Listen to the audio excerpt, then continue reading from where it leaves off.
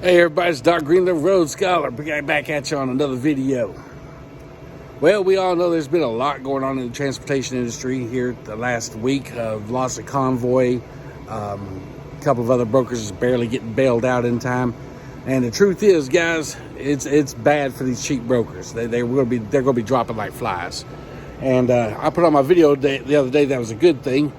And someone asked me, why is it a good thing when a company goes out of business? So I'm going to explain a few things, try to get it. I'm not happy that anyone's out of work. That's not what I'm happy about. But I do think that our industry is overflooded with cheap brokers. And we see that now. We were blaming the brokers for keeping all the money, but now we find out they were in a bidding war with each other, and they're just basically bidding themselves out of work. That's what they're doing there. I mean, Convoy, with their cheap rates and everything, just they couldn't make any money. Well, it comes down to a question that was presented on another channel that I've seen. I'm going to put on my channel, talk about it, is how do you know which brokers to trust right now with all the brokers in all as much trouble as they're in? Because if you're out here and a broker goes out of business, you may not get paid. It sucks. So, guys, I've always said you need to know more about the industry than just how to shift the gears and hold the steering wheel. If you don't understand the freight industry, the amount of shipments coming in from around the world, what our own shippers and manufacturers are doing and everything, if you don't have a grasp on that knowledge, you're not going to make it. The days of just grabbing a steering wheel and rolling and making money, those days are over. So I'm going to tell you guys, you need to go on to Landstar magazine, read up on articles. You need to read articles. You need to be watching Freight Waves. They got a lot of information on there. Some of it they come to the wrong conclusions on, as I've talked about before, but the information is right. You got a bunch of people who probably never drove a truck in their life and everything trying to analyze the business part, and they're coming to the wrong conclusions that we should know better than, and we usually do. If we listen to it, we can figure out where they're wrong at. But at least we have the information. Another good magazine, online magazine, is Overdrive magazine. That gives some good information. And you guys, being in the industry that we're in, being professionals that we claim to be, you should be knowing this information regardless, whether or not we're in a crisis or not. You should be keeping up with information about the trucking industry. So anyway, what do you do about freight brokers that you don't know about? They're looking like they're on the iffy and may not be around long enough to pay you if you're in the middle of one of their runs. Because that's exactly what happened with Convoy. When they went out of business, boom, they were done. So a lot of guys, from what I hear, did not get paid.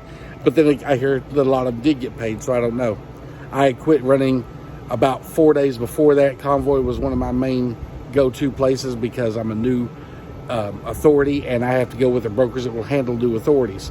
Luckily, I didn't get caught out in the rain on that one, and I was back home when they closed down. Luckily, by the grace of God, that didn't happen to me. There are a lot of other brokers that we can work with and everything, but the question is, how do you make sure you're going to get paid? And if you guys are willing to wait the 30, 60, 90 days, that company may not be here in 30, 60, 90 days. So my advice is to go find a factory company. And they got factory companies out here that have I forget what's called. It's basically, if they don't get paid, they don't come back and ask you for the money.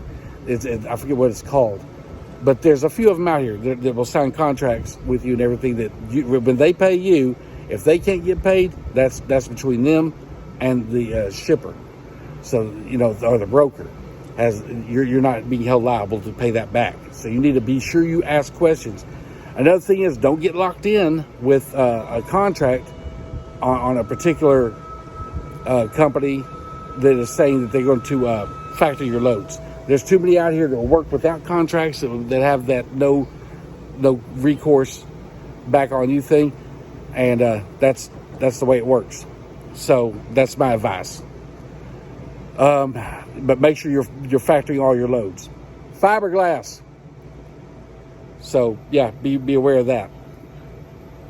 Another thing is, make sure that when you're working with some of these younger brokers and everything, make sure that they're able to pay you. Check their credit rating and everything. If you go to a company like OTR, they have a system set up where you could actually run the broker's name through their system to see what their credit rating is and everything. Make sure you do that. So there's a lot of things you can do out here to protect yourself. Sorry, guys, it's kind of warm here in Texas today. And I'm getting ready to go do a show with that trailer there.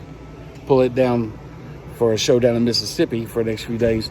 And that's what I've had to do. I've had to go out here and find talk to other people that are doing other things, and talk to some of my contacts and everything to keep rolling, especially during this, low freight rate pay and freight brokerages going out of business, everything. I had to go out here and start knocking on doors, making phone calls, and getting other kinds of work. That's my advice to you. But for some of you guys that are going, why am I so happy about these big these broker companies aren't anything but tech companies that found a way, like Uber. They're copying the Uber thing, where they come in and they tell these shippers, we can ship it for these low rates. They put it out there. They know that some guys are going out of business and so desperate that they'll haul a load for as low as 70 cents a mile. I'm not doing that, and neither should you. Park that truck. Don't sit out there and go broke trying to keep up. And somebody say, well, we got to do it. I said it too. We got to do to pay our bills, which is why I told all of you, if you're going to get your own authority and try to get out here on your own and everything, make sure that truck is paid off. That truck has got to be paid off. Don't be getting out here making payments to these lease programs and everything, thinking everything's great. Especially right now, a lot of people are losing their trucks back to these leasing companies.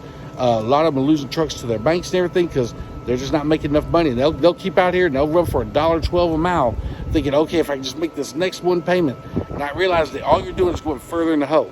My advice: cut your losses. Get rid of that truck, sell it, get it back, get rid of the payments, and go back to either being a company driver or something for a little while until the freight picks back up. Because if you're chasing that truck payment, chasing that high insurance and higher fuel costs and everything, and fuel's fixing to get a lot higher with what's going over in the Middle East, yeah, guys, you're going to be a hurting puppy. I mean, there's no way, there's no talking you out of that part. Guys, again, you need to know how much it costs you per mile to drive your truck. I'm not talking about just fuel costs. You need your insurance in there, your maintenance cost, your parking fees, how much it costs you. I mean, you need to know down to the penny how much it costs you to drive that truck each mile to make sure you're making money. Because if you're not, don't do it. Like right now, there's a lot of freight in Texas going down to Laredo and stuff that's paying barely $1 a mile because they know you get loads out of Laredo paying higher coming out. Not necessarily. You're competing against a lot of truck drivers, and you'll see a lot of trucks down there and everything waiting on trying to find loads out of there that just are not available. I personally wish that TQL would either quit doing this cheap freight that they're doing and start raising the price on the shippers, which I guess in all reality, everyone's going to have to. Now that they've seen Convoy fail and some of these other companies that are on the verge of failing, all of them are beginning to realize, yeah, we're going to start asking for higher rates. And that's the only way they're going to be able to keep paying. So that's just something you guys need to think about while you're out here taking these loads. Is your company going to be around to pay you?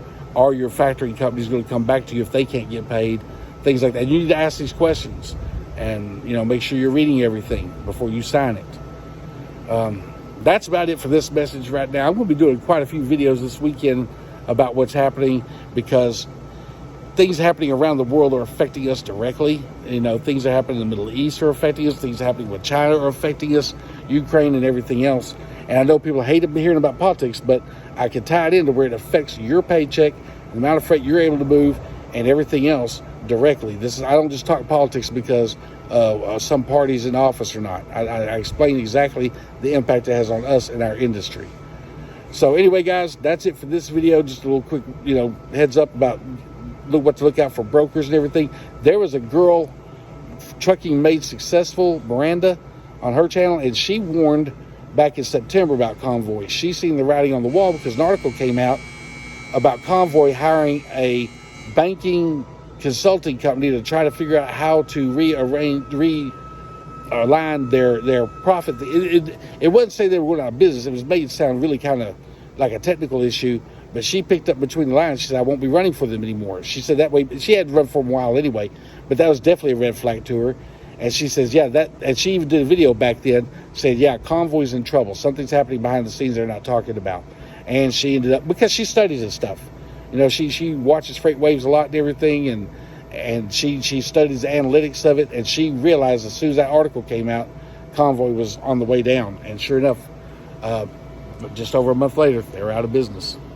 So yeah, you might want to go check out her channel, Trucking Made Successful. Miranda on there, she does a lot of great videos, and she gets more into like diagrams, and she shows you where freight's at, what's cost.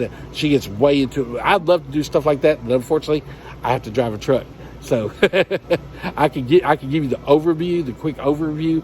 But if you want more intel, she's a good one to go watch. Other than that, yeah, everything's going pretty good out here for me anyway. And I feel bad for the drivers that trucking is not going good for. But even at that point, even though I'm still running okay, I'm already out here looking for alternative freight. I'm talking to alternative companies ahead of time, getting in ready in case something goes really, really bad out here, and I have to let go of my authority, which I hope I don't have to do. But until these truck drivers that came in this industry don't know what they're doing, and until we get these guys out here who don't realize they're running for free or actually paying to run freight, until they're all gone, we're going to continue having this problem. And some of them have money, a little bit of money in backup, so they're going to hang on for a few more months. But yeah, the herd is definitely going to start thinning out, that's for sure. And the good thing is, if you got enough money today to pay off your truck, pay it off. Because if something happens in the next month or so and you end up having to park that truck, at least that truck is yours, and you can sit there and park it and wait it out for the rates to go back up, and we can shoot back in this market later. If you're making payments on a truck and your payments are cutting into at least 25 to 30% of what you make, you're in trouble. That's simple as that. I would cut my losses and get out of this, start saving up my money and waiting for about another year and a half to maybe look at getting back into it at that time. Everyone kept talking all year long about how our freight was going to pick back up towards the end of the year. October, November, December, January, February. It is not. And I've explained this before. Again, I go on these other channels. I look at how many ships are coming in from China. I look at how much freight is moving around the country. I look at how many orders are coming in for Amazon, what their quarterly reports are saying, Walmart's quarterly reports. You can even go look at J.B. Hunt's quarterly reports. Everything is showing that this industry is not turning around. Not. It is not going to go back up in the next few months. It's not. I don't see. I don't even see. I'm not even trying to predict when it will. I'm saying it won't over the next 6 months, minimum 6 months. So if you're thinking about going out here on your own right now, if you do not own that truck, because here's the thing: if you're a brand new authority and you own that truck, or you're making payments on that truck $2,500 a month, and you're paying for insurance $2,500 a month, that's half your month's salary gone right there. That's not including truck rental. That's not including computers. That's not including your ELD payments, your cell phones, your maintenance. That's not including any of that. Just on truck payment and insurance alone, half your money gone right off the bat. Fuel, not even including that. So yeah, you need to really pay attention to what you're doing. If you got enough money to pay off that truck, get to the bank today, write that check. Because no matter what else happens, at least you own that truck. So anyway, guys, got any questions, please hit subscribe below, leave a comment, share this video. If you have any questions, like some guy was asking me, I forget his name now, it was on the last couple of videos ago, asked me how I knew that shipping out of China was down. Guys, you've got to get more involved with your profession. You need to start watching Freight Waves, listen to their podcast. They do a whole lot of things. Some of you have to sift through because some of it has nothing to do with us. They'll talk about the maritime shipping. It does have an effect on us, but sometimes they get in depth in what's just for maritime. But they do a lot for trucking, a lot for intermodal, air freight, anything freight they cover. But you need to get in tune with the programs that talk about trucking, intermodal, OTR. You need to know where the hot markets are, when they are. You need to know the historical data behind them. Like every year this happens, because you'll notice this year things that have happened in the past are not happening. So everything from produce to home furnishings, everything is down, way down. America's, I don't care what they say, we're in I wouldn't call it recession, even though it is, because they don't like that term. But we know the economy is bad and people are tightening their belts. Simple as that. And they're not buying the things they were buying a year and a half ago. Sorry, collar kind of faded down there a little bit. But anyway, so yeah, you guys need to start paying attention to Freight Waves and these other trucking news channels that talk about freight specific type of things, like how many containers move from what area to what area, how the rail ports are looking, how the seaports are looking, how many ships are coming in, because all this has a direct effect on us. It's like I said about about 2 videos ago, J.B. Hunt where they normally have 3 ships come in from China. They're only having a week. They're only having 1 a week right now. They are suffering hard. Their intermodal took a 40% hit this year compared to last year. That's huge. That's real huge. But the funny part is those mega companies still out here hiring drivers, still using that revolving door and everything.